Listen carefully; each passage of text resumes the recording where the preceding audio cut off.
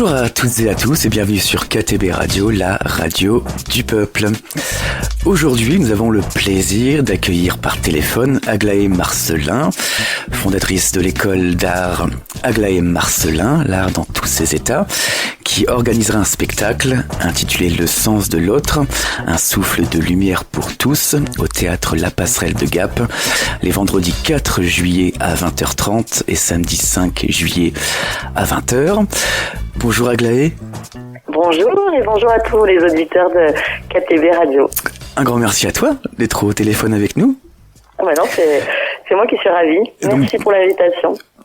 Donc tu n'as pas pu être présente parce que c'est un petit peu la course et le rush pour le spectacle qui arrive. J'aurais préféré être dans les locaux de la radio, mais là c'était impossible par rapport à l'enchaînement des rendez-vous pour l'organisation du spectacle. Alors, on va faire cette interview par téléphone à distance. Alors tout d'abord, Aglaé, pourrais-tu nous présenter l'école en quelques mots ?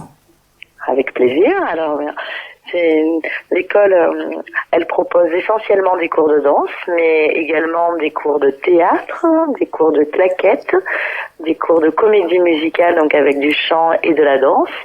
Et il y a aussi tout un aspect bien-être, à savoir des cours de barre au sol, d'étirement, de renforcement musculaire, où le principe, c'est vraiment d'essayer d'avoir une vision des étirements qui soit systémique, c'est-à-dire dans un seul exercice, on essaie de travailler sur plusieurs parties du corps et de toujours être en lien avec la respiration et de s'aider de la musique aussi pour aller trouver à la fois la détente et à la fois une amélioration aussi de la tonicité musculaire. En travaillant sur la posture, on travaille globalement sur le bien-être et puis ça peut s'adresser aussi bien aux personnes qui dansent qu'à des personnes qui ne pratiquent pas du tout la danse. Et il y a des personnes qui font des cours qui ont tous les âges, que ce soit pour la danse ou pour les autres activités. Ça va de 4 ans à j'ai eu jusqu'à des élèves de 84 ans, parce que j'organise aussi des cours spécifiques adaptés pour les personnes qui ont plusieurs fois 20 ans. Donc tu adaptes tes cours suivant les âges, les niveaux. Oui. Tu as parlé de barre au sol. Qu'est-ce que c'est ? Alors justement, c'est vrai que ça peut prêter à confusion parce que barre au sol, ça ne signifie pas qu'on a une barre avec nous. C'est l'idée un peu dans le vocabulaire de la barre, comme on dit en danse classique ou dans d'autres types de danse, on fait des barres pour s'échauffer. Donc là, on pourrait le traduire par une manière de s'échauffer qui se déroule essentiellement, pour pas dire pratiquement uniquement, au sol. Donc c'est barre dans ce sens-là, dans la culture de la danse. Avant de danser, on fait une barre, c'est-à-dire qu'on fait des exercices pour préparer le corps à danser. Alors Aglaé, si tu veux bien, on va revenir aux origines de l'école. Tu es la créatrice de cette école. Mais toi, comment as-tu découvert l'univers de la danse ? Je dirais que je suis presque née en dansant. Mes parents se sont rencontrés grâce à la danse. Et ma maman, essentiellement, elle nous a, avec mon frère, toujours fait danser en guise pour s'amuser, pour partager des moments. Et puis, j'ai une histoire particulière par rapport à la danse, c'est-à-dire que c'est mon frère qui, à l'âge de 6 ans, a dit « Maman, est-ce que ça serait possible que je prenne des cours de danse ?» À l'époque, on parlait de Smurf, donc aujourd'hui, on dirait des cours de hip-hop. Et moi, je faisais du patinage artistique, donc c'était déjà l'aspect artistique qui me plaisait davantage. Mais le fait que mon frère évoque et demande à pratiquer vraiment la danse en cours, c'est ça qui m'a incité à franchir la porte d'un studio de danse. Donc ça a été une magnifique rencontre avec la danse et une magnifique rencontre aussi avec la personne que j'ai eue comme professeur pendant des années. Ça a été vraiment un coup de foudre. J'ai compris que la danse, c'était une forme d'absolu. Enfin, je l'ai compris. Enfant, je me disais pas ça avec ces mots-là, mais j'ai compris en quoi la danse pouvait être à la fois une manière de s'exprimer, une manière de vivre un moment fort avec les autres, et aussi un moment pour soi où on est obligé d'être concentré mais toujours en lien avec l'extérieur, parce que la danse a pour principe aussi d'être une activité qui est faite pour être vue. Donc j'étais une grande timide et le fait d'être une grande timide, je pense que j'ai toujours ça en moi parce qu'on le perd pas, mais la danse m'a énormément apporté en termes de confiance et de voilà, et même pour le vivre avec les autres, c'est plus facile, je trouve, d'être passé pour moi par cette belle aventure de la danse. Et donc tu as travaillé dans différents secteurs. La danse était toujours à côté de toi, c'est bien ça ? Ah bah, la danse c'est toute ma vie, mais simplement voilà, j'ai dû faire des choix ou peut-être, enfin je sais pas si c'était des choix ou des non-choix, dans le sens où j'ai adoré les cours de danse, mais j'adorais l'école aussi. Alors j'ai fait des études supérieures, mais tout en gardant la danse comme un moteur, même un moteur pour mes activités, on va dire scolaires, universitaires. J'ai eu la chance de faire 2 ans de prépa HEC, et même en étant en prépa, je dansais. Alors on me disait mais c'est pas possible, tu peux pas avoir le temps de danser. Et je répondais c'est l'inverse, si je ne danse pas, j'aurais pas la possibilité de maintenir mon envie, ma motivation pour les cours. C'était voilà, la danse a toujours été un moyen de, je pense, d'être plus performante dans d'autres activités. Donc la danse était toujours à côté de toi en parallèle. Et oui. Il y a eu un moment important, une blessure. Oui, alors j'ai attendu quand même d'avoir quelques années parce que j'avais 35 ans, donc j'étais pas toute jeune. C'était hier. Voilà, c'était hier ou à peu près avant-hier, et donc je me suis blessée à la cheville, je me suis rompu tous les ligaments, et alors malheureusement, enfin je dis malheureusement, c'est pas malheureusement, mais c'est que dans l'idée on se dit c'est peut-être parce qu'elle a fait quelque chose au niveau de la danse qui était un peu très dynamique ou autre, pas du tout. Je me suis blessée dans un endroit sur 4-5 cm, donc rien du tout, mais ça a été très violent, et on m'a dit que je ne pourrais plus jamais danser, du moins plus jamais danser comme avant. Ça a été un vrai déclencheur. Donc au départ, ça a été une horreur parce que je concevais pas ma vie sans danse. Et puis je me suis dit c'est pas grave, je vais faire de ce problème une force. Je peux pas garder la danse pour moi, il faut que je la transmette. Ça m'a semblé comme une évidence que en fait, je pouvais pas faire autrement que de la partager. Donc à partir je la partageais déjà parce que j'étais sur scène, donc c'est une autre manière de partager la danse, mais c'est quand même différent. C'est le fait de prendre cette décision de transmettre, c'était une décision forte pour moi. J'avais, du fait de mes expériences professionnelles, j'étais quand même déjà en lien avec la pédagogie et la transmission, parce que on parlait de mes activités précédentes, j'ai dirigé le CFA des Hautes-Alpes. C'était une merveilleuse expérience avec environ 500 apprentis par an dans 23 métiers différents qui allaient de l'aéronautique à la vente en passant par la maçonnerie. C'était une expérience merveilleuse de rencontre avec des jeunes, et donc forcément une réflexion sur la transmission. Et j'ai enseigné 12 ans à l'université le management des ressources humaines, donc forcément j'étais aussi en lien avec la transmission sur un autre sujet que la danse. Et pour certains, ça peut paraître un peu étrange que je sois passée de ces univers-là à l'univers de la danse, alors que pour moi, c'était l'union entre une passion, la danse, le fait que j'avais cette expérience scénique, et j'étais déjà dans une forme de transmission par rapport à mes activités précédentes. J'en ai fait la synthèse et je suis arrivée à l'idée que l'enseignement de la danse, c'était peut-être l'endroit où était ma juste place. Donc à partir de ce moment-là, tu décides de passer des diplômes, de faire des formations. Oui, alors d'ailleurs, ça me fait, je fais une petite parenthèse, mais autour de moi, sachant que voilà, j'avais fait des études supérieures, on m'a dit oui, ça fait la danse, ça va être facile pour toi, enfin les diplômes, etc.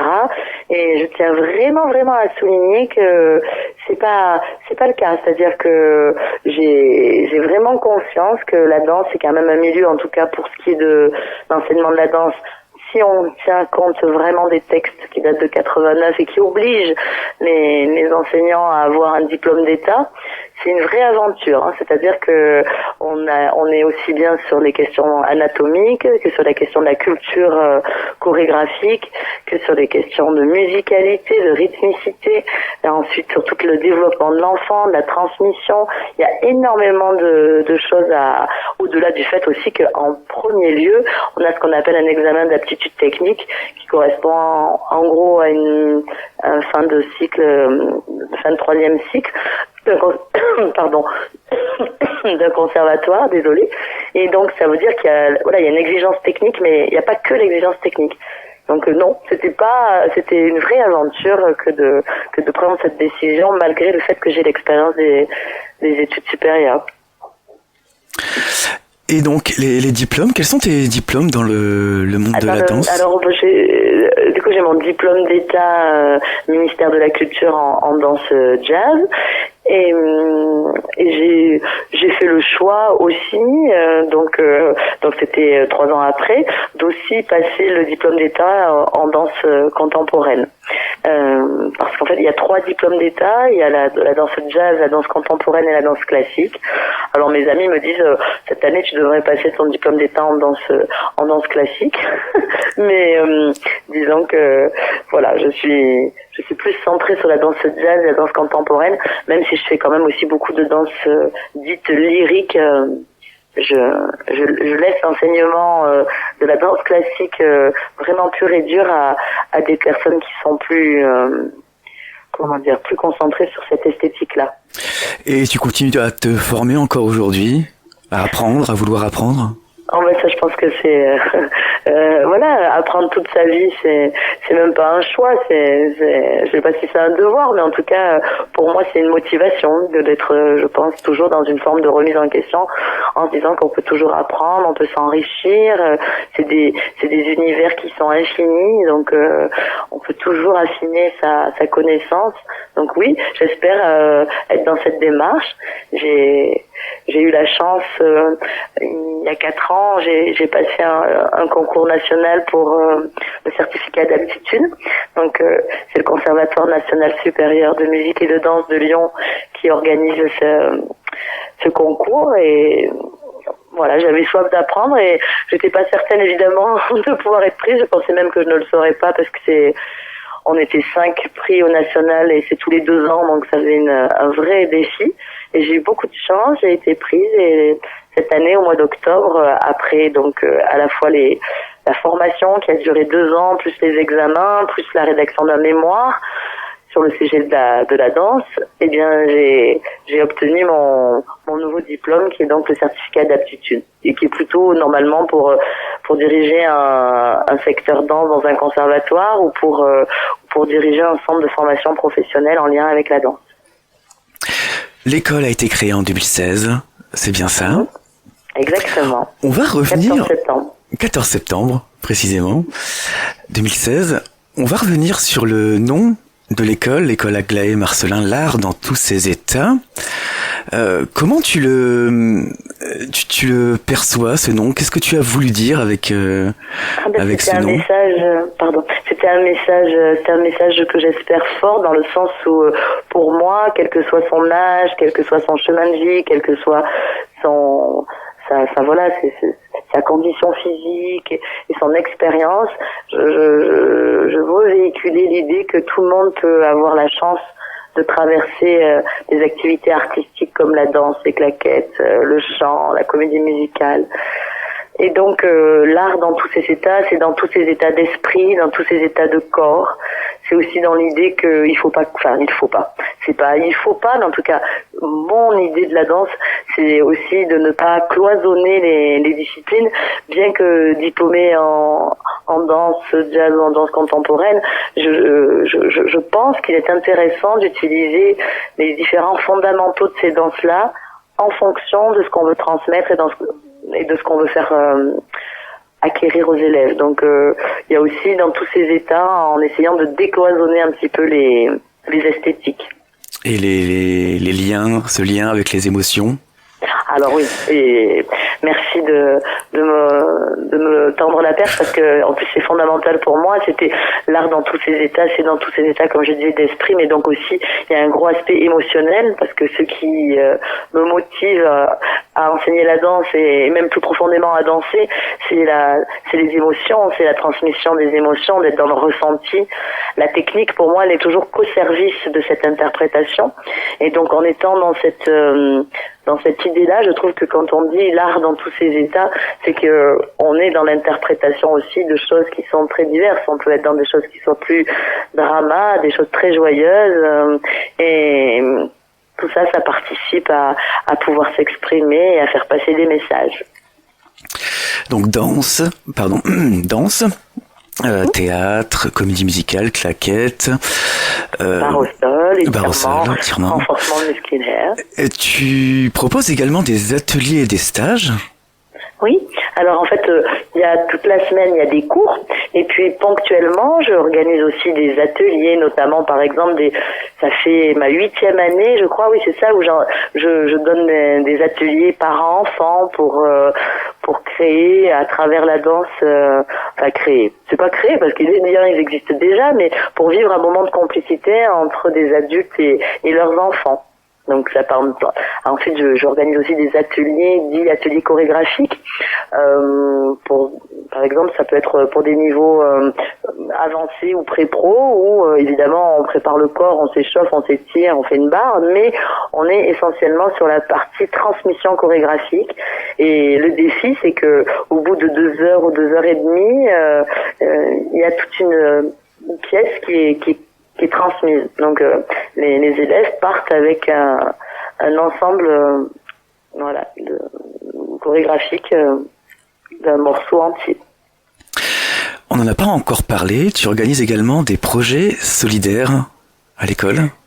Oui, alors c'est vrai que dans la genèse et dans l'idée de l'école, c'était vraiment de pouvoir utiliser la danse, le théâtre, tout ça, la comédie musicale, mais utiliser pour je l'espère faire du bien, certes aux élèves qui viennent s'inscrire dans l'école, mais aussi pour partager avec ceux qui sont en difficulté. Donc j'ai mené des projets solidaires parce que je danse notamment quand je dis c'est mes élèves, l'école, en général je participe aussi, mais j'essaie de les amener dans une aventure où ils peuvent réaliser et avoir conscience que on a une vraie chance de pouvoir être en mouvement, de pouvoir être libre de jouer, et il y en a pour qui c'est pas possible.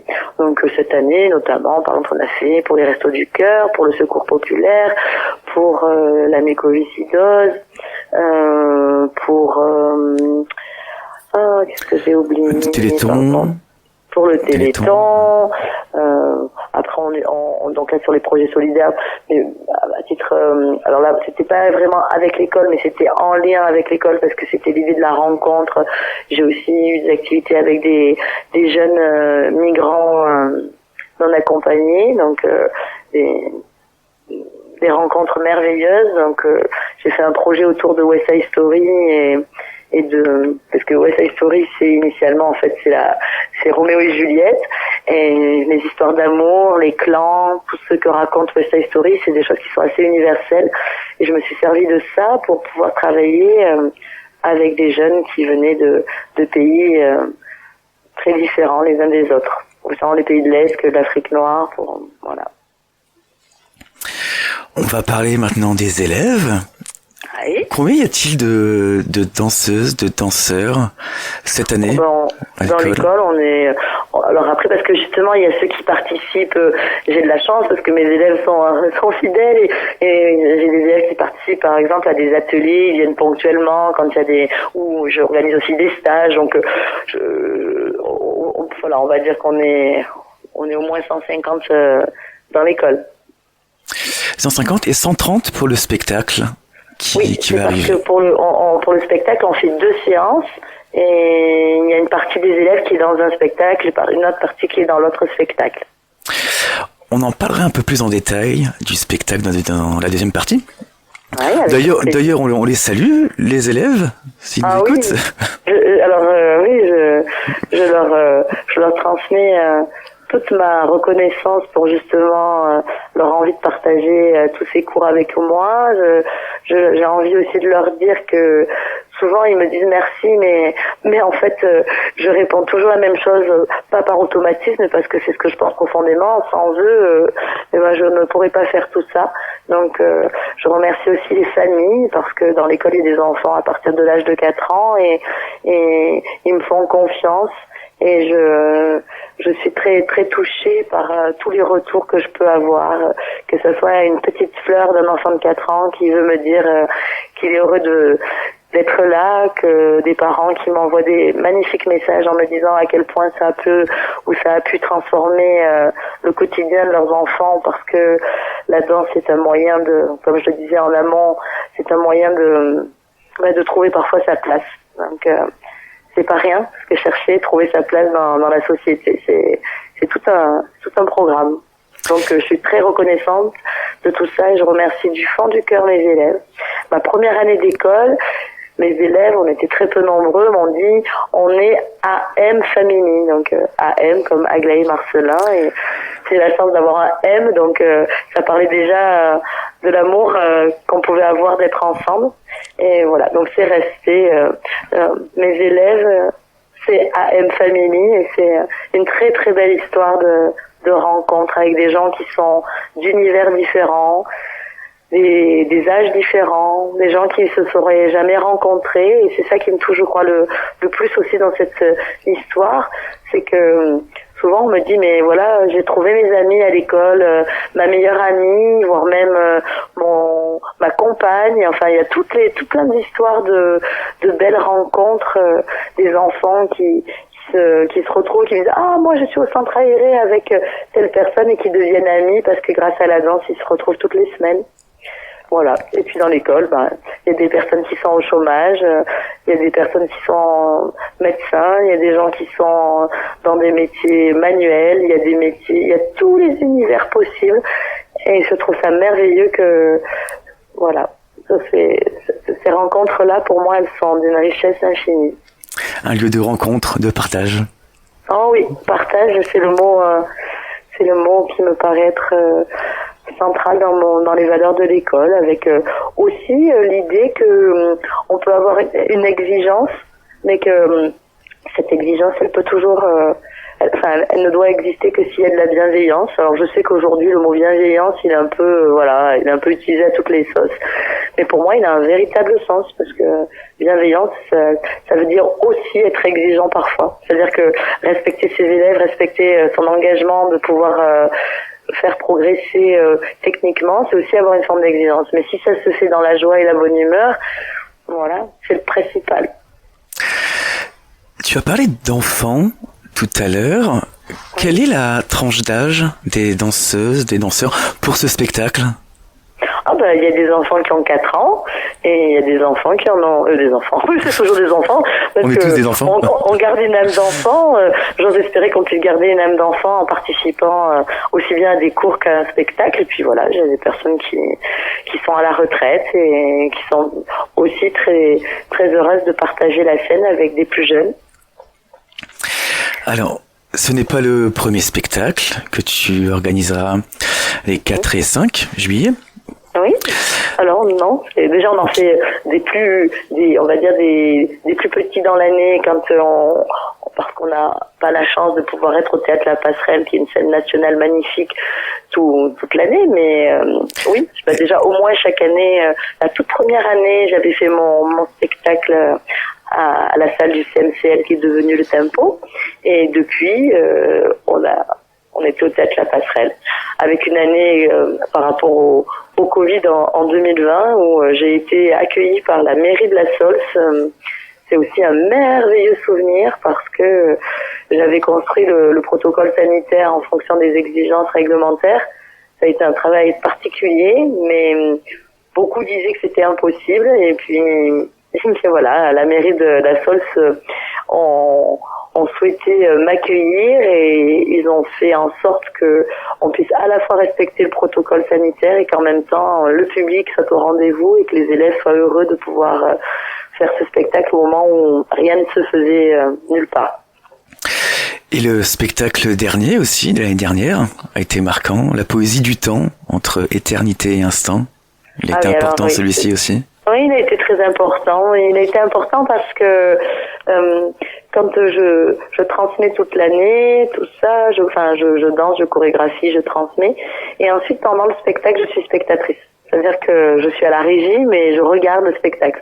Et l'année dernière, j'ai vraiment eu du baume au cœur, parce que j'avais le sentiment que ça faisait 8 ans et que j'ai beaucoup d'élèves qui sont, comme je disais tout à l'heure, fidèles. Et même ceux qui venaient d'arriver, ils étaient dans une aventure qui était encore un peu différente. J'ai fait un petit peu d'expérience. J'ai eu l'impression que les élèves, globalement, avaient passé un cap et qu'on proposait quelque chose qui était plus abouti.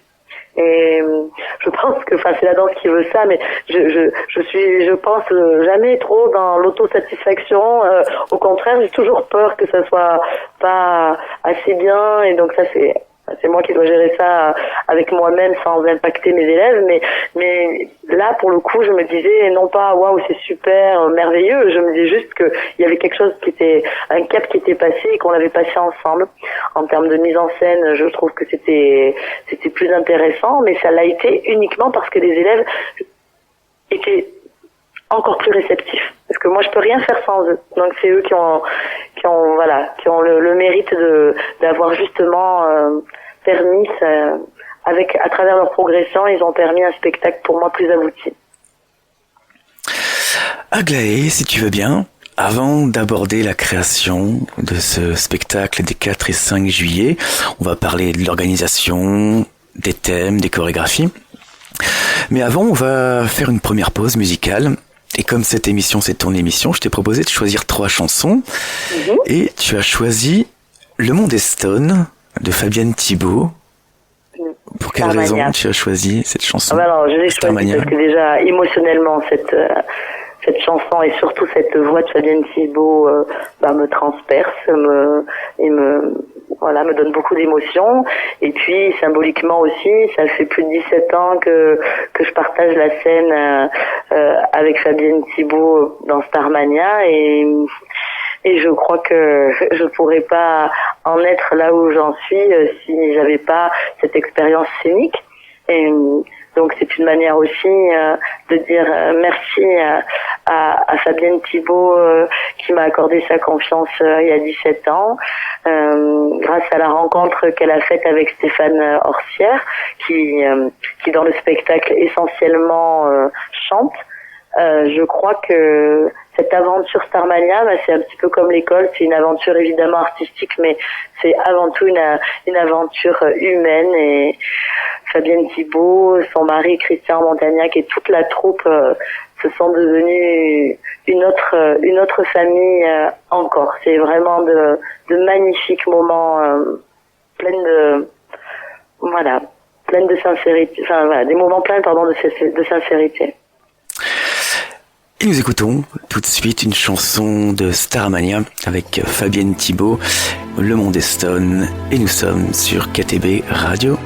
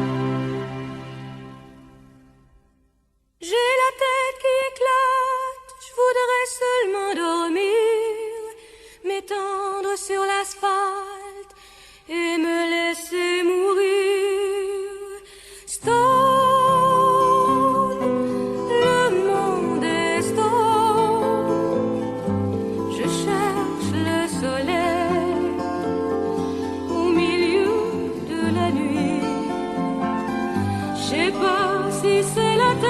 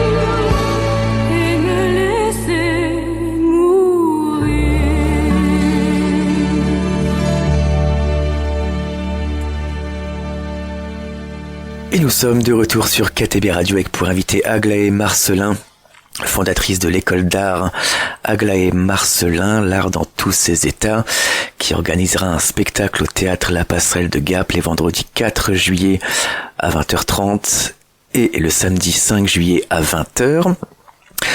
Alors Aglaé, tu es toujours avec nous ? Oui, avec grand plaisir. Toujours au téléphone avec nous. Oui. Alors dans cette deuxième partie de l'émission, on va entrer dans le spectacle, on va passer la porte de l'école. Alors, dans ton processus de travail, avant de commencer le travail de chorégraphie, tu commences toujours par une thématique, un sujet.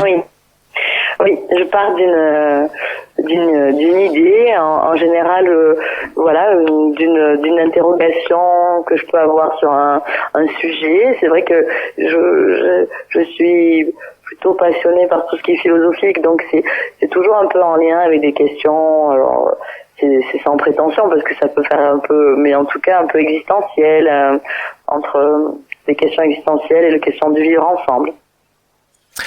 Donc, ce spectacle s'appelle Le sens de l'autre, un souffle de lumière pour tous. Est-ce que tu peux nous parler de ce thème ? Qu'est-ce qu'il évoque ? Oui, avec grand plaisir. Bah oui, justement. Donc en fait, c'était une manière pour moi, à travers la danse, de m'interroger sur l'expérience du rapport à l'autre. Cette espèce d'autre soi-même, cet alter ego, il oscille entre la différence et aussi beaucoup de similitudes. Et travailler autour de cette question, ça s'est interrogé sur le fait que le rapport à l'autre, la rencontre, ça peut éveiller des émotions très différentes et plus ou moins positives, de la curiosité à la crainte, de la passion au déchirement. Et cette question d'avoir le sens de l'autre, pour moi, ça revient à parler du fait de regarder, donc d'écouter, de dialoguer, d'accepter. Et cet autre, je le considère un peu comme à la fois, c'est la question, comme je disais tout de suite, là, existentielle et à la fois aussi culturelle. On peut avoir l'impression de rencontrer l'autre, mais d'être toujours un peu dans des entre-soi, c'est-à-dire qu'on rencontre toujours les gens qui nous ressemblent ou qui ont les mêmes milieux, mais on peut aller plus loin, aller rencontrer l'autre dans d'autres cultures, d'autres manières de voir les choses. Et le sens de l'autre, ça interroge cette question de l'empathie. Et aussi donc des liens qui peuvent se tisser entre les gens, même ceux qui ne se voient pas, même avec des gens qui sont plus là. Ou en tout cas tout ce qui est lié à cette question de l'altérité et le principe, l'hypothèse, c'est que en parlant de tout ça et de cette idée de rencontrer, de regarder, de se décentrer quelque part, de ne pas être que sur soi, son nombril, mais de regarder ce qui se fait ailleurs, là, le principe, c'est de se dire que peut-être que justement en se décentrant, ça va être une chance parce que regarder l'autre, c'est aussi avoir l'espoir de pouvoir être dans une forme de sérénité et non pas de violence.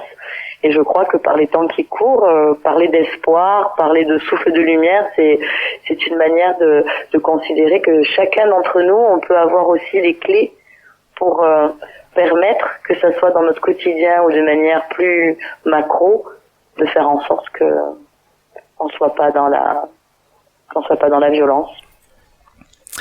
Donc ce lien avec l'espoir, le souffle de lumière pour tous, de l'espérance.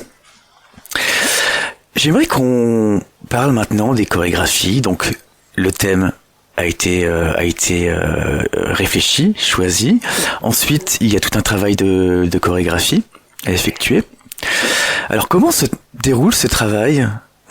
Alors il y a plusieurs manières de pouvoir chorégraphier, mais moi mon point de départ c'est donc l'idée générale que je peux avoir, la thématique qui va donc donner lieu après par rapport au geste à des choses plus symboliques, mais c'est vraiment la musique qui est le moteur de tout ce que je peux créer. Donc je suis au départ dans une recherche musicale. Alors parfois c'est recherche musicale dans le sens vraiment une recherche active. J'écoute beaucoup de musique et je cherche ce qui correspond à l'idée de ce que je souhaite transmettre, mais en revanche, je peux aussi être surprise parce que moi la musique, où que j'aille, je suis toujours omnibulée par la musique, que ça soit dans un film, que ça soit dans un magasin, que ça soit partout. Tout est prétexte à me permettre entre guillemets d'avancer dans ma création. Donc tu pars d'une émotion aussi, une émotion. Ensuite le mouvement arrive. Un questionnement, une émotion, une musique, pardon. Et donc après la création par rapport à la musique, en sachant que pour moi, et c'est peut-être pour ça d'ailleurs que je suis aussi passionnée par la danse et par toutes les formes artistiques d'ailleurs, mais c'est la question du mouvement, elle est au-delà du mouvement de la danse, c'est le fait que ça ne soit jamais trop figé. Alors oui, je fige, forcément, je crée une chorégraphie, je la transmets aux élèves et on la répète avec les mêmes pas. Mais je m'autorise toujours à faire en sorte que ça puisse ne pas être gravé dans le marbre et que, en fonction de ce que je vois, en fonction de ce que les élèves peuvent ressentir, en fonction aussi d'une discussion, ça puisse être aménagé. Parce que ça peut être aussi lié à des questions techniques, ça peut être, il faut adapter. Si c'est trop complexe, eh bien je peux toujours faire une version plus facile, et ou au contraire en disant on peut faire preuve de plus de virtuosité. On faisait 2 tours, on va en faire 3. On faisait, c'est pas un déplacement qui était moyennement ample, et puis on va le faire plus grand. Donc on peut toujours être dans le voilà. Alors, certains élèves, si vous les interviewez, diraient avec Aglaé c'est toujours plus, parce que c'est vrai, le toujours plus, c'est pas forcément toujours plus pour faire la technique pour la technique, mais j'aime bien cette idée qu'on peut toujours se remettre en question et se dire tiens, on va améliorer, on va faire ça, on va améliorer aussi et surtout la question de la gestion de l'espace. Ça, c'est un grand chapitre de la danse. C'est la danse, le mouvement, quand on parle de création, c'est structurer l'espace. On structure. Le fait de créer des mouvements, c'est une manière de construire dans du vide qui n'est pas vide, mais l'espace qu'on a devant nous, on ne voit rien. Et grâce au mouvement, on structure l'espace. Et est-ce que tu t'inspires essentiellement de danse et de musique ? Ou bien d'autres arts, littérature, film Alors c'est très intime dans le sens où ça vient je crée en étant dans une forme de spontanéité, d'improvisation. Au départ, ça part toujours d'une forme d'improvisation. C'est-à-dire, je me laisse la liberté de danser sur la musique que j'ai choisie, et petit à petit, j'épure, je retiens que ce qui me paraît fondamental dans ce que j'ai créé de manière plus spontanée. Alors ce qui m'inspire, mais c'est la vie de tous les jours, c'est ma vie personnelle, c'est ce que je rencontre, c'est ce qui m'a animé dans l'année ou dans le moment, c'est des sujets d'actualité, et voilà. Alors ça peut être des paroles, une poésie, un film, mais essentiellement quand même le quotidien. Bizarrement, entre guillemets, parce que c'est toujours des thématiques qui sont pas très qui sont pas très concrètes, qui sont plutôt souvent abstraites, mais le principe c'est quand même que ça part de quelque chose qui est assez lié au quotidien. Donc les musiques, les mouvements du corps sont essentiels à la création de chorégraphie pour toi. Est-ce qu'on peut annoncer quelles sont les ambiances, les styles musicaux pour le spectacle? Oui, alors justement, ils sont sans trop en dévoiler. Ouais, ils sont très éclectiques parce que ça peut aller de musique pop à des musiques contemporaines absolument pas connues. Ça peut aussi être dans des musiques plus on va dire enfin même classiques, pour pas le citer, voilà, on va dire qu'on peut aller de Mozart à Calogero, en passant par des univers plus pop, enfin vraiment, c'est des musiques du monde, des musiques, des percussions africaines, des rythmes plus du soleil, enfin vraiment de tous les types de rythmicité et d'univers culturel. Donc éclectique. Très éclectique. Et par Plusieurs univers. C'est un vrai choix. Après avoir créé la chorégraphie, vient logiquement l'apprentissage de la chorégraphie par les élèves. On va entrer maintenant dans les répétitions. Alors comment se déroulent ces répétitions? Donc par groupe, par niveau, par âge? Bien. En fait, les élèves ont des cours à des heures dites dans la semaine. Donc, chaque semaine, quand ils viennent, je fais toujours des choses nouvelles. C'est-à-dire que je ne suis pas parce qu'il y a beaucoup, j'ai connu ça moi en tant qu'élève. Souvent, c'est bon, allez hop, on va dire à partir du mois de janvier, on répète le spectacle. Alors moi, je fonctionne pas du tout comme ça. C'est-à-dire que déjà parce qu'il y a des élèves qui peuvent choisir de pas faire le spectacle. Et pour les élèves qui veulent ne pas faire le spectacle, il faut qu'ils soient nourris aussi toute l'année de choses autres. Et du début jusqu'à la fin de l'année, à chaque cours, je propose des choses différentes et qui seront pas forcément présentées au spectacle. Mais avec cette idée qu'il faut toujours rester à une forme d'alerte d'alerte dans le sens positif, de motivation, de se dire tiens, aujourd'hui on va mettre des musiques différentes, on va faire des pas différents, on va encore, même 15 jours avant le spectacle, on peut faire un travail technique sur un point particulier, certes qui va servir au spectacle, mais qui n'est pas directement lié à la chorégraphie. Donc les répétitions, elles sont à la fois un peu toute l'année, toute l'année. On travaille toute l'année dans l'idée de permettre au spectacle de naître au mois de juin ou au mois de juillet en fonction du tirage au sort du théâtre La Passerelle, mais il n'y a pas de moment où on se dit ça y est, on fait que répéter. Et il y a plusieurs groupes? Oui, il y a au moins 17 groupes dans l'école. Oui, il y a plein de groupes différents parce que déjà il y a des activités différentes. Donc entre les claquettes, le théâtre, la comédie musicale, ce sont des groupes différents. Chez les élèves danseurs, il y a des cours pour les enfants qui ont entre 4 et 6 ans, puis entre 6 et 8, puis qui ont une dizaine d'années. Ensuite des cours ados, après des cours adultes. Et puis dans les cours ados et dans les cours adultes, j'ai aussi des cours avec des niveaux différents parce qu'on peut avoir le même âge à peu près, mais pas du tout la même expérience de la danse. J'ai des élèves qui pratiquent une fois par semaine un cours, et puis il y en a d'autres qui viennent. J'ai un panel de composition de cours différents. Il y en a qui viennent une fois pour la comédie musicale et pour la danse, il y en a qui viennent au théâtre et qui vont venir faire des cours de barre au sol. J'ai toutes les combinaisons possibles. Et j'ai des élèves qui viennent qui viennent prendre 6 cours dans la semaine avec moi. Avant de commencer les répétitions, il y a des exercices de préparation du corps, oui, c'est bien ça, tout à fait. Des étirements, des échauffements.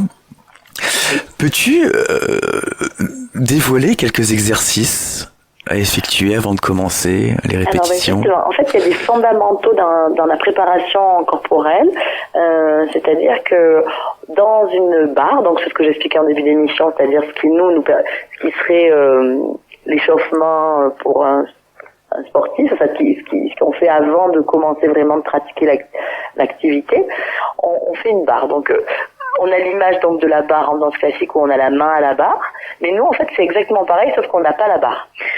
Donc on dit qu'on est au milieu, ça veut dire qu'on est dans la salle, face au miroir ou pas au miroir, mais le miroir peut être un outil pour voir où on se situe dans l'espace. Et on commence toujours par des exercices qui intègrent forcément ce qu'on appelle des demi-pliés, des dégagés, des ronds de jambes, des grands pliés. Ensuite, on a tout un travail sur une jambe. Puis on va faire un travail pour bien préparer les pieds, les chevilles, pour pouvoir faire des sauts, des petits sauts, puis des grands sauts ensuite plus tard dans le cours. Ensuite, on fait toujours ce qu'on appelle des traversées, c'est-à-dire qu'on traverse l'espace, on fait des diagonales. On part d'un angle de la salle, on va à l'autre pour travailler dans l'espace. Il y a aussi un moment d'étirement pour travailler la souplesse et dévoiler un exercice. Alors, c'est pas propre à moi, c'est vraiment normalement si on suit vraiment un cours technique, on doit faire ce qu'on appelle un demi-plié, ça veut dire qu'on va se mettre soit les pieds parallèles, soit les pieds ce qu'on dit en première position, c'est-à-dire en dehors, donc les pieds on peut dire vulgairement en canard quoi, l'idée c'est de plier les jambes pour arriver ensuite à reprendre les jambes, enfin remettre les jambes tendues. Et cet exercice de demi-plié, c'est-à-dire on plie un petit peu les jambes et on les tend, et on les plie, on les tend, ça permet de préparer le corps au grand plié, c'est-à-dire qu'on descend complètement jusqu'au bas vers la terre. Donc le demi-plié, c'est tout un monde, c'est-à-dire qu'on est à la fois en train de descendre vers la terre, mais on doit toujours avoir cette opposition dans le corps, à savoir que le sommet du crâne, lui, voudrait rester vers le ciel. Donc on crée une opposition entre cette envie de descendre et cette envie de rester en haut. Et c'est ça qui permet de travailler dans la colonne de manière intéressante, puisque on met de l'air entre chaque vertèbre, on travaille sa posture, et en même temps, au niveau des tendons, des ligaments, on prépare le corps pour ne surtout pas se faire mal après. C'est important. C'est essentiel. L'intégrité physique et morale des élèves, c'est une priorité. J'en reviens à l'apprentissage des chorégraphies. Donc ça ne doit pas être évident, et même pour toi aussi, de se rappeler. Il faut faut faire travailler sa mémoire. Je dis toujours que je suis un poisson rouge, parce que pourtant, alors dans certains milieux, on va dire non, mais Aglaé, elle a énormément de mémoire, mais c'est vrai que quand je me retrouve avec 17 groupes différents, qui ont eux-mêmes 5 chorégraphies différentes, je vous laisse calculer, ça va très très vite, on fait plein de choses différentes, donc c'est là où la vidéo est un outil. Donc souvent je transmets, et puis une fois que on l'a déjà fait quelques fois, on filme pour garder en mémoire les détails. Je me rappelle forcément toujours de l'idée générale et de la trame, mais parfois il y a des détails qui, au fil du temps, c'est compliqué. En danse, ça c'est beaucoup plus ancien, mais il y a un système de notation des pas, mais c'est vraiment une technique complexe et à part entière. Et puis aujourd'hui, depuis quelques années, on utilise la vidéo, donc je me sers de ça. Je me filme pas moi en train de le faire. C'est une fois que je l'ai transmis, on se sert, les élèves ont cet outil-là pour pouvoir garder en mémoire ce qu'on a fait et ce que je leur ai donné comme consigne et comme mouvement. Et comme tu as dit tout à l'heure, l'art est mouvant. Ah oui. C'est une spirale infinie. On est toujours en train de, c'est toujours pour moi, c'est toujours en devenir, c'est toujours en construction. Mais ça l'est parce que aussi, à force de le faire, les élèves sont plus à l'aise, évidemment. Donc comme ils sont plus à l'aise, ça se transforme. Parce que ça se transforme, mais dans le bon sens. On dit dans notre jargon, on dit ça va se caler, ça va mieux respirer, ça va être plus en phase avec la musique, ça va être plus connecté les uns aux autres, ça va être plus interprété, c'est plus grand. Tout ça, c'est des mots qu'on utilise dans le monde de la danse. Danser grand, prendre l'espace, travailler les regards, travailler. C'est un travail sans limite, sans limite. Ça vit, il y a de la vie. Ah oui, ça vibre. Et c'est exactement ça, ça vibre. Et depuis combien de temps vous répétez pour ce spectacle ? Eh bien, c'est ce que j'essaie de un petit peu expliquer tout à l'heure, c'est que à la fois depuis le début, j'allais dire, parce que même si on n'est pas encore dans les vraies musiques, avec du moment que les élèves rentrent en septembre, on est dans cette idée, mais ils le savent sans le savoir. C'est-à-dire que je leur dis pas, alors ça y est, là, on va faire un morceau du spectacle. C'est-à-dire que même, je sais pas moi, en mars-avril, ils peuvent ne pas savoir si ce morceau-là sera au spectacle, parce que je suis dans une idée pédagogique de toujours travailler plein de choses différentes, pour je l'espère, jamais s'ennuyer. En tout cas, les élèves me disent que souvent, ils apprécient ça, parce que on est tout le temps aussi en mouvement. Je peux même, je vous dis, un mois avant le spectacle, faire des nouveaux morceaux, voire même 15 jours avant. Donc, il n'y a pas de date de début. C'est perpétuel. On va parler tenue, on va parler costume. Donc, vous aurez des tenues spécifiques ? Oui, à chaque ballet, à chaque chorégraphie, à chaque passage, il y a des chorégraphies avec des émotions très différentes, et il y a des costumes qui sont très différents, de très colorés à très sombres, de très lumineux à pas lumineux, de tous les types de costumes possibles, et ça participe aussi au visuel et au spectacle. Donc il y aura plus de 600 costumes ? Oh oui, là j'ai pas terminé de compter, mais oui, il y a beaucoup de costumes. Oui. Et les costumes, c'est assez coûteux, c'est assez onéreux aussi. Ah bah c'est vrai que c'est un vrai budget. Je fais le choix de pas commander sur internet, sur des sites, on va dire de la mode rapide. Donc en faisant ce choix, bah, c'est vrai que c'est une position par rapport aux costumes. J'essaie d'acheter aussi des costumes où souvent il y a des fibres recyclées. Je n'y arrive pas tout le temps. Ça serait mentir de dire qu'on y arrive tout le temps, mais en tout cas, je suis heureuse des fois de regarder les étiquettes et de montrer aux élèves en disant, regardez, c'est recyclé à 80%, à 50%, à 90%. Voilà, parce que ça participe aussi d'une discussion avec les élèves, notamment les plus jeunes, en disant, il faut aussi avoir une conscience écologique.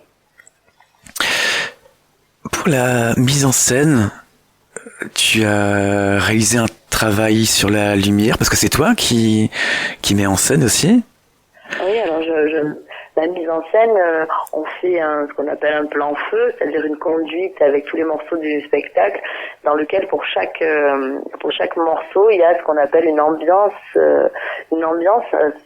Est-ce qu'on est sur des couleurs chaudes? Est-ce qu'on est sur des couleurs froides? Est-ce qu'à un moment donné, il y a, je sais pas moi, il y a une poursuite sur un élève? Est-ce qu'il y a des cercles de lumière? Est-ce qu'il y a des jeux de changement de couleur? Et ça doit servir le propos de la danse? Ou des claquettes, enfin, de la comédie musicale. C'est quelque chose qui, au-delà d'habiller, parle aussi. La lumière, pour moi, elle est essentielle dans le spectacle. Parce qu'inversement, je suis pas du tout axée sur les décors, parce que quand on parle c'est un vrai choix esthétique et c'est un choix d'espace. Je suis pas sur l'idée de décor qui, pour moi, prend de l'espace par rapport à l'espace de la danse. Les seuls décors que je puisse avoir, ce sont toujours des décors suspendus, mais jamais rien au sol. Ou alors vraiment à la marge des cubes, des carrés, mais enfin vraiment rien de très imposant. Donc on vient d'aborder le devant de la scène, mais derrière il y a des choses qui se passent aussi, dans les coulisses. Ah, dans les coulisses, c'est l'excitation, la joie, évidemment le stress, un petit peu le stress, mais qui est toujours, j'espère, en tout cas c'est ce que j'essaie de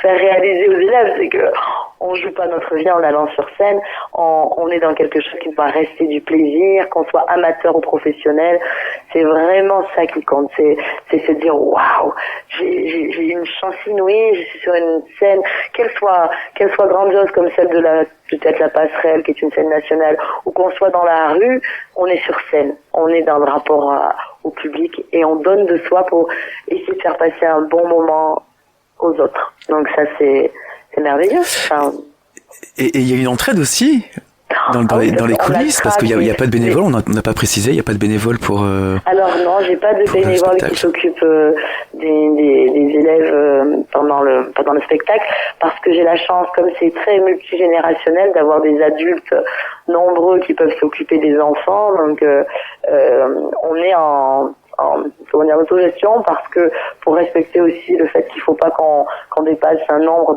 au-delà de la passerelle, je ne fais pas venir de personnes extérieures. On n'est que entre élèves de l'école. Donc pour le changement de costume, il y a une entraide avec les enfants notamment. Exactement, puis ça participe, parce que c'est tout à l'heure que mes élèves disent on est à M Family, c'est une famille, c'est-à-dire que forcément c'est l'adulte qui va habiller l'enfant de 4 ans qui peut pas le faire tout seul, et puis tout le monde se cède dans les coulisses, quelqu'un qui dit oh là là regarde, ça c'est vraiment du vécu, oh t'as mis ton truc à l'envers, ou oh mon dieu regarde là on voit ton étiquette, il faut couper l'étiquette, ou t'as ton rouge à lèvres qui a filé, voilà, donc c'est tous ces moments-là qui sont difficiles à raconter parce que ça se vit, mais c'est vraiment, il y a un sentiment de participer à la même aventure, et c'est vraiment ça qui je crois crée des souvenirs. C'est peut-être même plus encore des coulisses que la scène en elle-même. Des souvenirs pour toi et pour les personnes qui participent également, et pour les spectateurs aussi. Alors pour le spectacle, il y aura principalement de la danse, comédie musicale, théâtre et des claquettes, c'est bien ça? Exactement. Pour le théâtre, Qu'allez-vous interpréter ? Alors en fait, tout ce qui est lié à la danse, c'est plutôt symbolique. C'est-à-dire que c'est pas narratif. Je suis pas dans une danse qui est narrative. Voilà, donc c'est plus de l'ordre du symbole. Alors que pour le théâtre, on est vraiment dans le vif du sujet. En l'occurrence là, le sens de l'autre, un souffle de lumière pour tous. Ils sont vraiment sur ce propos. C'est-à-dire que ce que j'ai écrit pour les élèves est en lien direct avec une forme d'interrogation, voire même un peu d'explication du sujet du spectacle. Donc c'est vraiment, voilà, on est sur le questionnement de, à la fois, est-ce que l'enfer c'est les autres, est-ce que l'autre c'est celui qu'il faut flatter pour être heureux, ou au contraire est-ce que c'est pas forcément en opposition, mais est-ce que c'est celui à qui il faut tendre la main pour se sentir bien soi et être bien tous ensemble. Enfin, il y a tout ce questionnement autour du passage théâtral du spectacle. Et ce sera des expressions exclusivement corporelles, ou bien il y aura des expressions orales aussi ?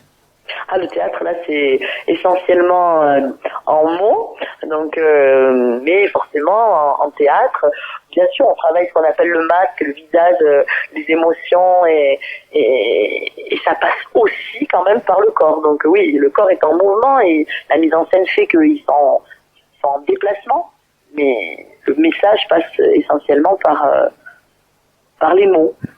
Aussi par les silences et aussi par le corps, encore une fois, mais essentiellement sur les mots pour le théâtre. Les silences veulent dire beaucoup de choses. Les silences parfois disent tout. On va parler des claquettes aussi. Avec plaisir. Alors comment se déroule le travail des claquettes ?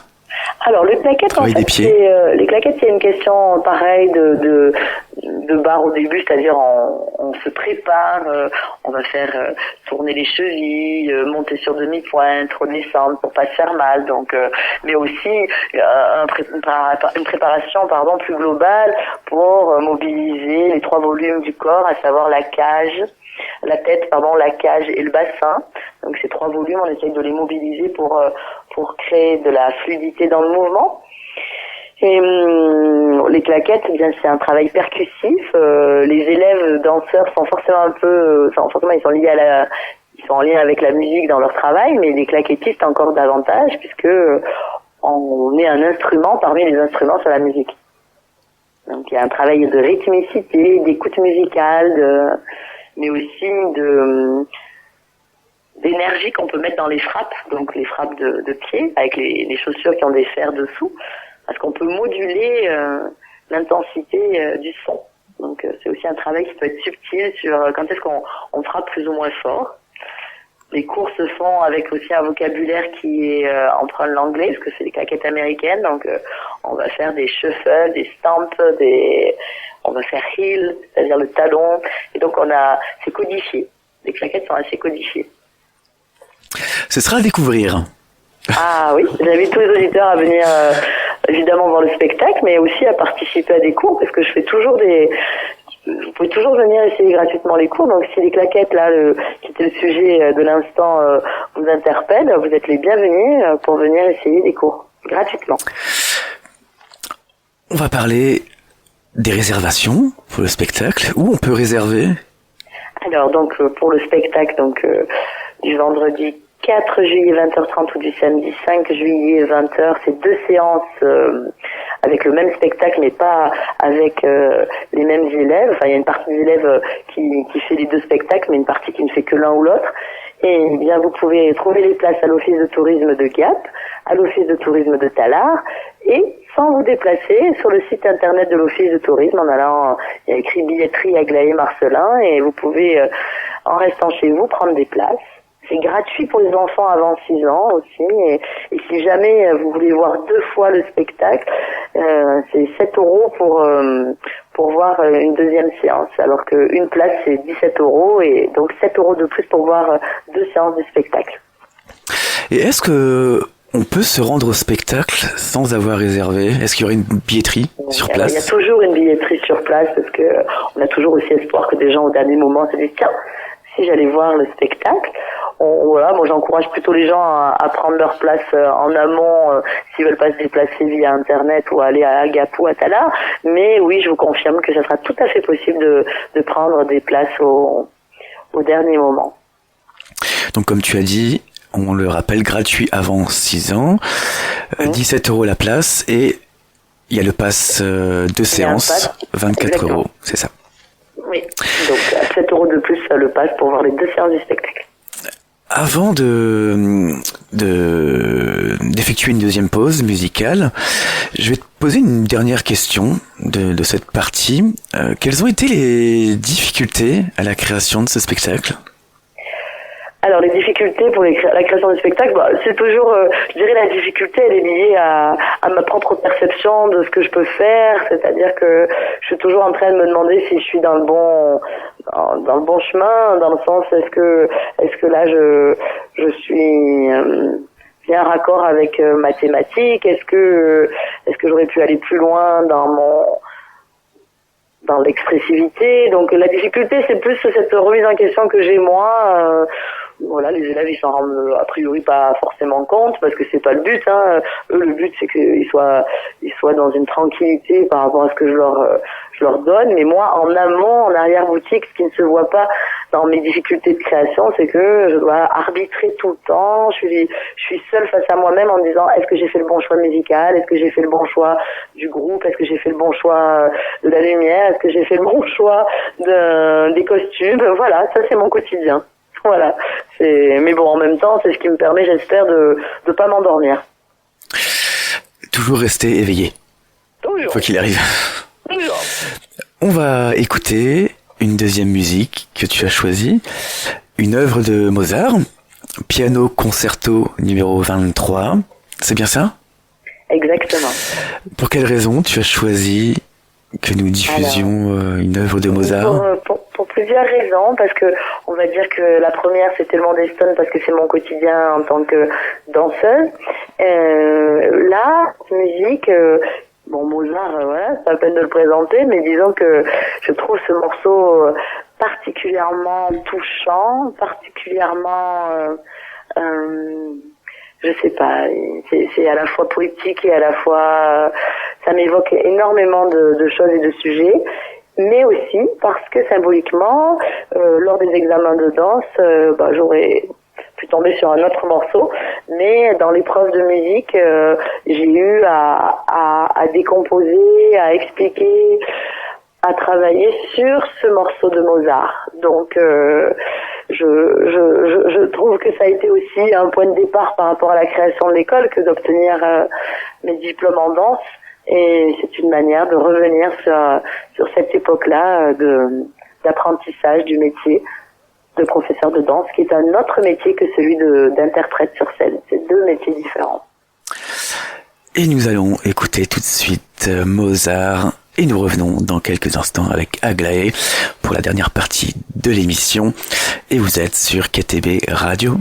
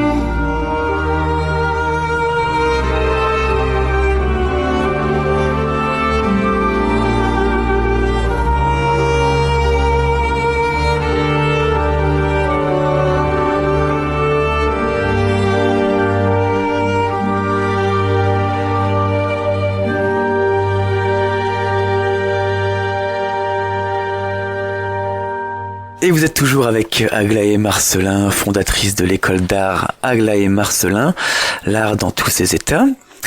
Alors Aglaé, maintenant on va aller vers l'avenir. On va voir devant quels sont tes projets dans les prochains jours, prochains événements qui arriveront bientôt. Alors là, dans 10 jours, il y a donc le spectacle Au Théâtre La Passerelle, donc vendredi 4 juillet et samedi 5 juillet. Donc on va dire que c'est pas encore passé, donc c'est encore un projet, mais c'est vraiment du très très court terme. Et sinon, je suis dans la préparation des stages d'été, aussi bien pour les élèves qui sont déjà dans l'école que pour toutes les personnes qui sont extérieures à l'école, pour proposer des stages en danse, en théâtre, en claquettes. Et donc voilà, donc je suis dans ce projet-là, et en parallèle je suis déjà dans la préparation de la rentrée pour pouvoir renseigner tous ceux qui auraient envie de rejoindre l'école ou qui s'interrogent sur comment ça peut se passer. Donc je suis aussi dans cette dynamique-là de proposer de me rencontrer, ou alors d'être au téléphone pour pouvoir répondre à toutes les interrogations. Et sinon, je suis dans un autre projet en parallèle, c'est-à-dire que j'ai la chance d'avoir déjà commencé à transmettre une pièce à 2 danseurs professionnels, et donc j'ai la perspective de pouvoir présenter à la rentrée la suite de cette pièce que j'ai nommée Regard. J'avais eu le plaisir de présenter un extrait aux scènes ouvertes de la ville d'Embrun, et là on va continuer, et donc mon projet c'est de pouvoir présenter cette pièce entièrement en 2025-2026. Le 12 juillet 2025 aussi. J'ai pas entendu, pardon. Le 12 juillet 2025. Tu vas faire partie. Le 12 juillet, je suis Starmania. sur scène avec Starmania. Comme je le disais dans les premières questions, je suis chanceuse parce que je danse pour Starmania avec Fabienne Thibault et toute sa troupe depuis 17 ans. Et au mois de juillet, je serai sur scène en région parisienne pour Starmania. Alors là, c'est peut-être un peu trop lointain, cette question que je vais te poser. As-tu déjà en tête le thème du spectacle de l'année prochaine? Eh bien, oui, c'est déjà alors j'ai pas le titre du spectacle, mais j'ai la thématique, oui. Je l'ai pas depuis longtemps, mais ça doit faire peut-être une dizaine de jours. Et voilà, je suis déjà dans l'après, parce que le spectacle arrive, mais c'est même pas choisi, c'est que voilà, c'est venu comme ça. Je suis partie sur une piste pour l'année prochaine. Ça fait une dizaine de jours. Et ça reste secret pour l'instant. Oui, bon, disons que ça c'est déjà pas du tout assez abouti pour en parler, et puis mais même parce que quand par exemple pour le spectacle de cette année, le sens de l'autre, un souffle de lumière pour tous, je l'avais en tête depuis plusieurs mois, mais en revanche je n'en ai parlé qu'il y a finalement assez peu de temps. Aglaé, KTB Radio est une radio libre. Aimerais-tu dire quelque chose sur le sujet de ton choix, qui peut être en lien avec la danse, le spectacle, ou pas du tout?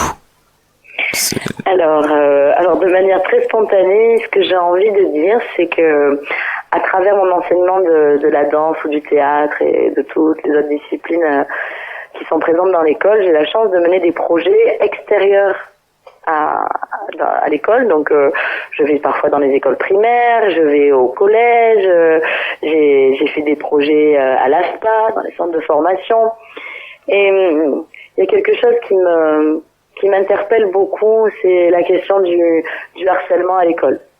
J'ai mené un projet vraiment plus spécifique sur le harcèlement à l'école avec l'école de la Frissinouse, et je suis toujours aussi comment dire, c'est même plus que peinée, je trouve ça absolument impossible qu'on puisse imaginer qu'il se passe tout ce qui peut se passer. Et j'aurais envie de lancer un message, même si c'est à mon tout petit niveau, pour que toutes les personnes qui sont témoins de ce genre de choses n'aient pas peur de parler, n'aient pas peur de le dire, et que surtout, ce soit plutôt les paroles qui encouragent, les paroles qui font du bien, qui soient au centre des conversations entre les enfants et les jeunes. Dans l'école, cette année, j'ai eu une élève qui, souffrant dans son collège de ce genre de choses, a vécu des moments très très très compliqués.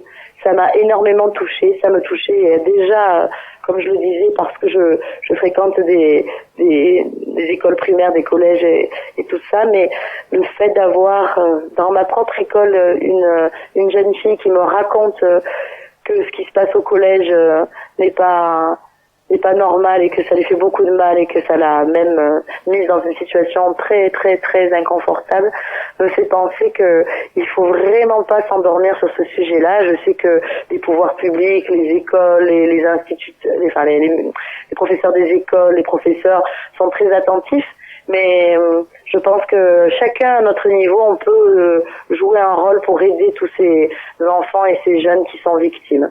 Et que vraiment, ce souffle de lumière, ça peut être aussi en lien avec tout ça.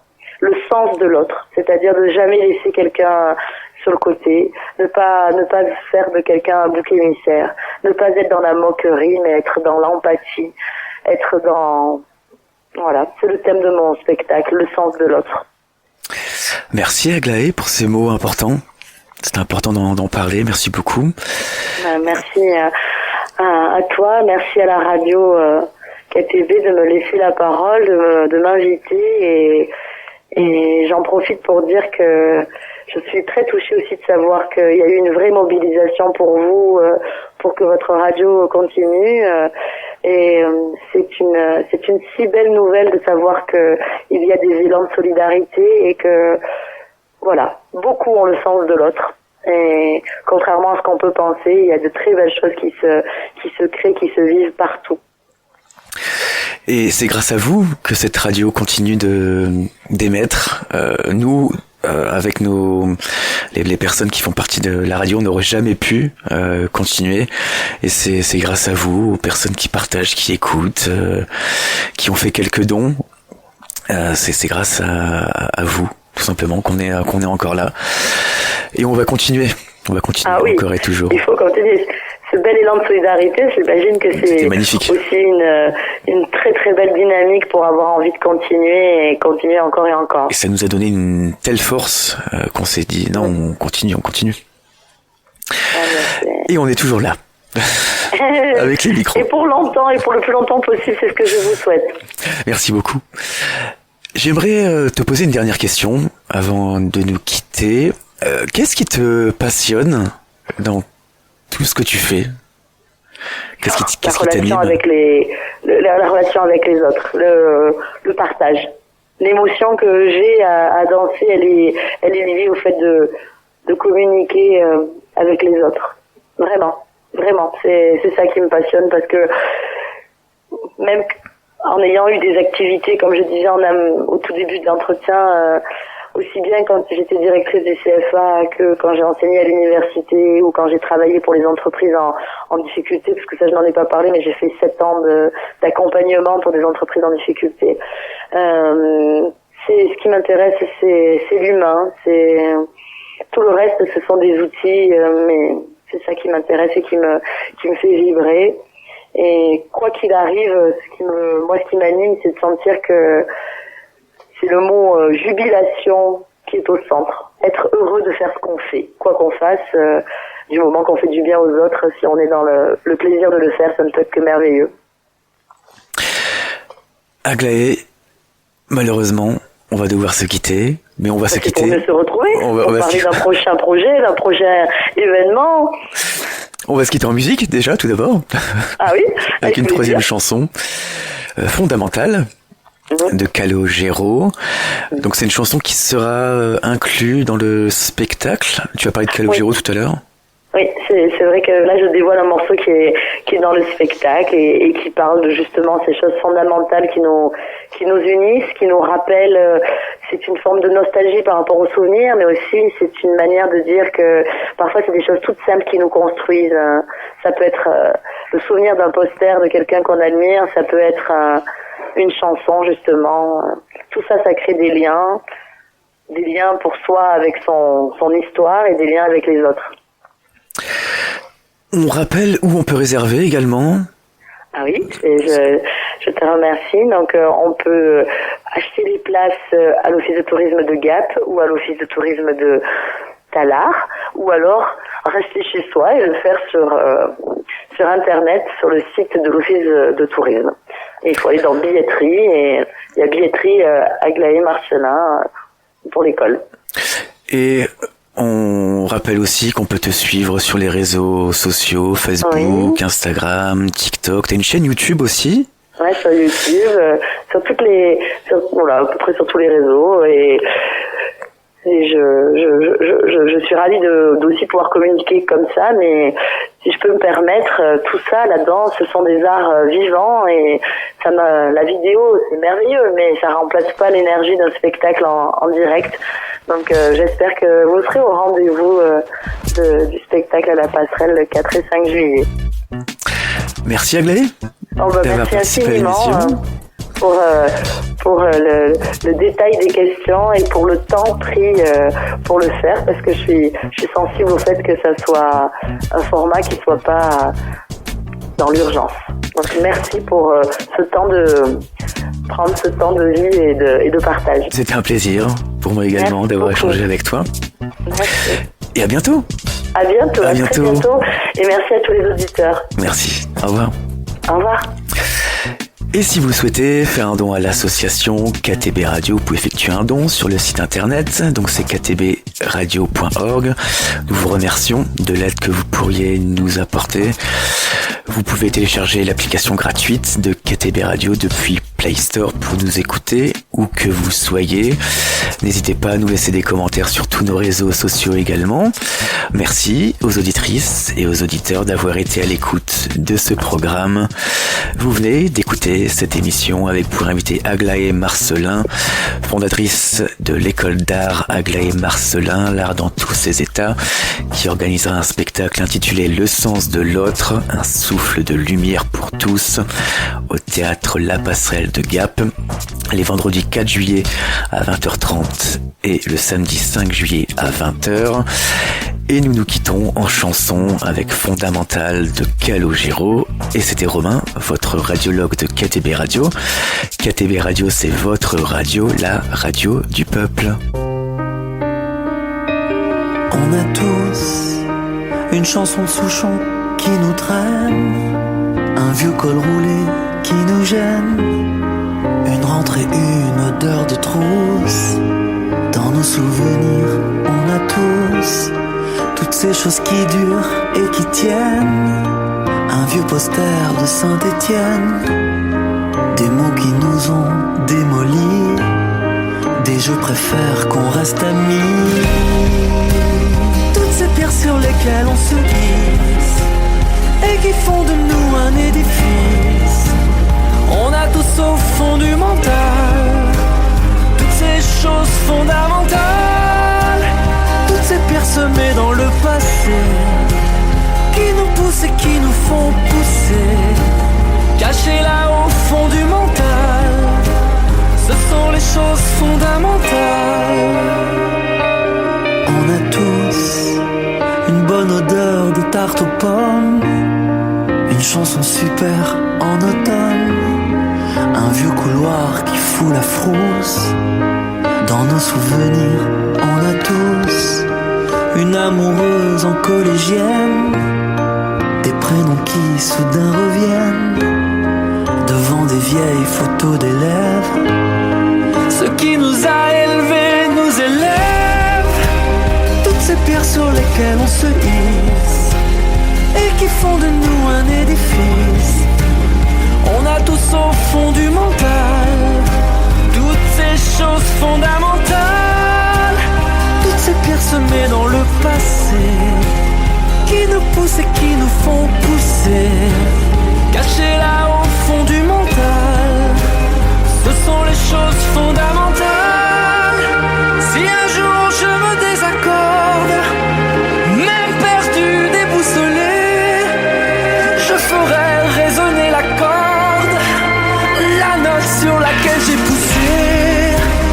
Toutes ces pierres sur lesquelles on se hisse et qui font de nous un édifice. On a tous au fond du mental toutes ces choses fondamentales. Toutes ces pierres semées dans le passé qui nous poussent et qui nous font pousser. Cachées là au fond du mental, ce sont les choses fondamentales. On a tous toutes ces choses fondamentales.